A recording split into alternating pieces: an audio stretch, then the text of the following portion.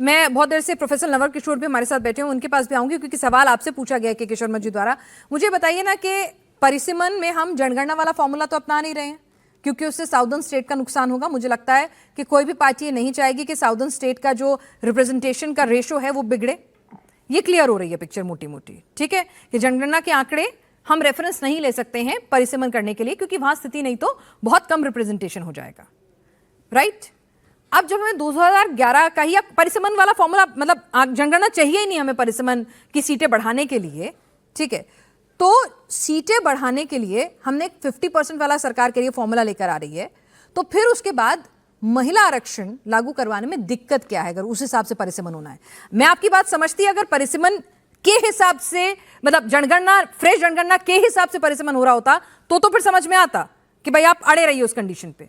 लेकिन जब फॉर्मूला ही चेंज हो गया है जिसमें जनगणना की जरूरत नहीं है, तो फिर यहां पर क्या दिक्कत आ रही है?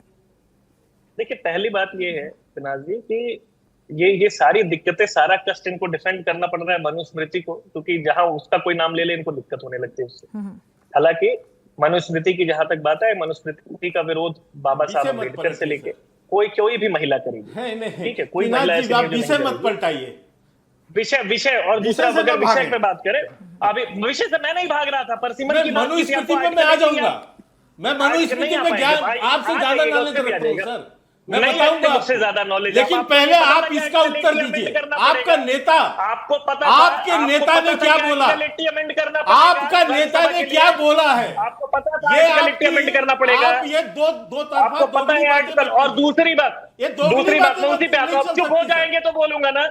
और आपके नेता ने यहां तक कहा कि महिलाएं अभी इस तरह के आरक्षण के योग्य नहीं है। सर्वेश त्रिपाठी जी, मेरे नेता सर्वेश त्रिपाठी जी, आज योगी जी ने बहुत एक बड़ा बयान दिया। योगी जी ने, उन्होंने कहा है कि अच्छी और बुरी तमाम बातें आप मंच पर आके डिस्कस कीजिए, ना खाली बुरा बुरा क्यों बता रहे हैं, है ना। एक मिनट, मनुस्मृति ने क्या कुछ दिया है वो भी एक्नॉलेज कीजिए। अगर उस वक्त की परिस्थिति और उनके हिसाब से अगर कुछ लिखा हुआ है जो क्रिटिसाइज करना बनता है, अव्वल तो ऑथेंटिक सोर्स से मनुस्मृति पब्लिश हो ऐसी मेरी जानकारी में नहीं है, क्योंकि सनातन की जो किताबें होती हैं, माना जाता है कि हिंदू धर्म की किताबें गीता प्रेस गोरखपुर से जो छपी हुई होती है उनको ऑथेंटिकेट माना जाता है, एक है ना। तो वहां से मनुस्मृति छपी नहीं है, तो उसके ऑथेंटिकेशन पर भी सवाल है। बहरहाल हर चीज के अच्छे और बुरे दोनों पहलू होते हैं। योगी जी ने कहा भी ये बात महिलाओं को लेके। योगी जी ने तो ये भी कहा कि अथर्ववेद पढ़िए मनुस्मृति पढ़ने के लिए। के शर्मा जी बताएं मुझे अथर्ववेद में मनुस्मृति कहां लिखी हुई है? नहीं, मनु का जिक्र, उन्होंने मनुस्मृति नहीं कहा है। ध्यान से सुनिए उनका बयान, उन्होंने मनु कहा है। मनु को जानना है, मनु को समझना है, मनुस्मृति नहीं कहा है। सुन लीजिए दोबारा। पहली बात, मनुस्मृति और मनु दोनों दो अलग अलग पात्र हैं। जो मनुस्मृति लिखा गया है वो दोनों को आप रिलेट नहीं कर सकते। दूसरी बात, अथर्ववेद जो है वो श्रुति है और मनुस्मृति स्मृति है, दोनों का टाइमलाइन अलग है। और मनु और मनुस्मृति कौन है सर्वेश जी? 12,000 सुन लीजिए पहले। मनु और मनुस्मृति का क्या रिश्ता है वो बता दीजिए, जब इतने रिश्ते समझा रहे हैं तो। मनुस्मृति का जो हिंदू लॉ है, जो हिंदू लॉ आज भी मनु और मनुस्मृति का क्या रिश्ता है? दो बहुत अलग अलग लोग हैं। मैं कह तो रहा हूँ, मुझे अथर्ववेद में, क्योंकि मनुस्मृति में अथर्ववेद का जिक्र नहीं है। मनुस्मृति 3 वेद मानती है, अरे चौथे वेद को नहीं योगी जी ने मनु कहा है, मनुस्मृति नहीं कहा, जिसने वो लिखा। के शर्मा जी, जरा इनका थोड़ा यहाँ पर थोड़ा इनको थोड़ा अपडेट करना पड़ेगा आपको। ऑथेंटिकेट होगा। हाँ, मुझे अपडेट करें। अथर्ववेद ने कहा है मनुस्मृति नहीं, मनुस्मृति का कहा ही नहीं। आप योगी जी की बाइट सुनिए, मतलब है ना, उनके सोशल मीडिया हैंडल पे मिल जाएगी। अगर अभी मैंने सुनवाई थी, उन्होंने मनु कहा है। ठीक है, के शर्मा जी किसको कर रहे थे? मनुस्मृति को कर रहे थे ना। नहीं, उन्होंने क्या कहा, सही और गलत, उन्होंने कहा कि बुजुर्गों की कहावत कहता हूँ। किसको कर रहे थे? वो मनुस्मृति को कर रहे थे ना। पिनाज जी, किसी और की बात हो रही थी। नहीं पिनाज जी, मैं एक बात कहता हूँ, मुझे हंसी आ रही है आज समाजवादी पार्टी के प्रवक्ताओं पर। मुख्यमंत्री हैं, मैं इतना ही कहता हूँ, उम्मीद करता हूँ कि आउट ऑफ कॉन्टेक्स्ट बात नहीं कर रहे होंगे। एक मिनट भैया, शांत कीजिए ना पिनाज जी। ये तो लोग लग रहा है कि प्रवचन कर रहे हैं। ठीक है, फिर प्रोफेसर साहब हमारे बहुत दिन से इंतजार करें, नवल किशोर जी उनके पास जाना है।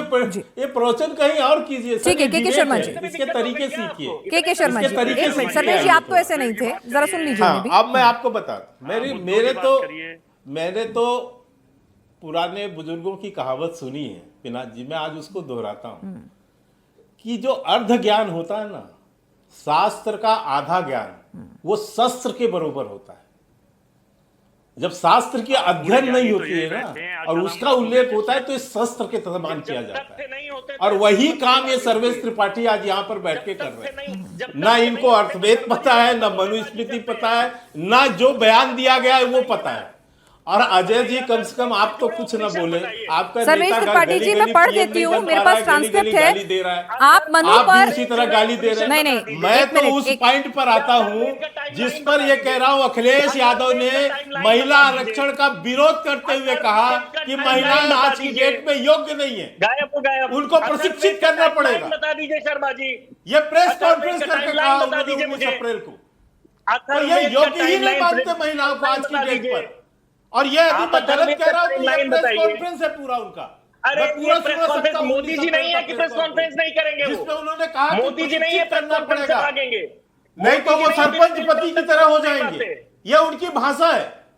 तो मैं इसलिए समझाना चाहता हूँ कि जो समाजवादी पार्टी महिला आरक्षण की घोर विरोधी, ठीक है सर, आ रहे हैं आपके पास, और जिसने प्रेस करके इस बिल के पारित होने के बाद ऐसा प्रेस किया हो, उससे आप क्या अपेक्षा करेंगे कि वो महिलाओं की सम्मान की बात करेगा? ठीक है, केवल बातें ठीक है। वो महिलाओं प्रोफेसर की नवल सम्मान किशोर कभी जी, नहीं कर सकते। प्रोफेसर नवल किशोर जी, और नैरेटिव अजय पर ठीक को है, इतना बता दूं, अजय वर्मा तुम्हारा नेता जैसे गाली देता है ना, तुम भी वही संस्कार पाए हो। ठीक है। तुम भी वैसे केवल गाली दे सकते हो, एक तर्क नहीं कर सकते। नहीं, सुनिए, यहाँ पे क्लैरिटी दे दूं, अजय जी तो बोल ही नहीं रहे, सर्वेश जी बोल रहे हैं, समाजवादी पार्टी के प्रवक्ता।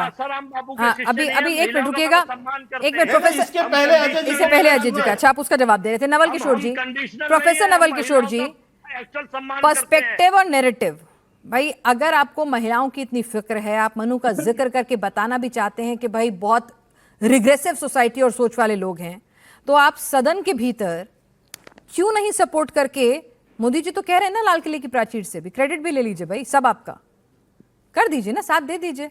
ये तो देश की महिलाओं के लिए ना, इर्रिस्पेक्टिव। पिनाक जी, मोदी जी को जिन्होंने भी साथ दिया उन सबको उन्होंने धोखा दिया। उन्होंने बोला 2 करोड़ नौकरी, उसको भी धोखा दिया। किसानों को 2022 तक बना रहे, बहुत डेवलप करे, तो उनको भी धोखा दिया। नए चेहरों को भी धोखा दें। आप लोग महिलाओं को धोखा मत दीजिए ना, मैं ये कह रही हूँ। मोदी जी जो कर रहे हैं उनका जनता जवाब दे रही है और आगे भी देगी। नहीं, हम लोग तो जो बात आप कहना चाहते हैं और जो बात आप ये शर्मा जी से कहवाना चाहते हैं, वेद तो हमें पढ़ने ही नहीं दिया गया। जो पढ़ेगा उसको दंड मिलेगा, ये तो यही धर्म कहता है। महिलाओं की स्थिति क्या है, दलितों की स्थिति क्या है? क्या बाबा साहब ने उनकी प्रतियां नहीं जलाई थी? बाइबल ऑफ स्लेवरी नहीं कहा था उसको? क्या बाइबल ऑफ स्लेवरी नहीं किया था?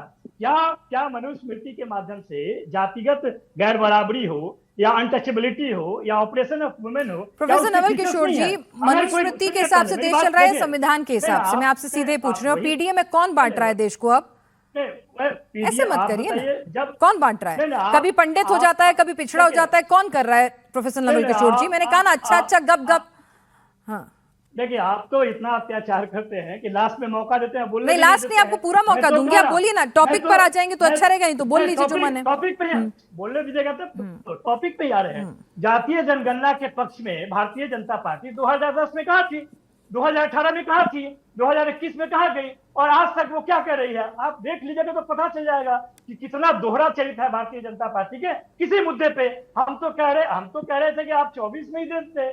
जो महिलाओं का जो हक है, जो पारित हुआ है, उसको आप जल्दी से आप तो हमेशा कहते हैं कि हमें साथ दो, हम 2047 में विकसित भारत करेंगे। इससे बड़ा झूठ हो सकता है क्या? बिहार के चुनाव में आपने 10,000 देकर बोला कि 2 लाख और देंगे। 1 साल हो गया, कहाँ गया 2 लाख महिलाओं को? जिन महिलाओं से आपने वोट लिया, अब आप कह रहे हैं कि हरा गमछा देकर एनकाउंटर करेंगे। अब आप कह रहे हैं कि हम किसी को आगे अच्छी बात है, नहीं वादे पूरे नहीं करेंगे। तेजस्वी जी को मौका मिल जाएगा, हालांकि प्रशांत किशोर भी आ गए हैं अब वहां पे कंपटीशन देने के लिए, या दोनों का सेट हो गया।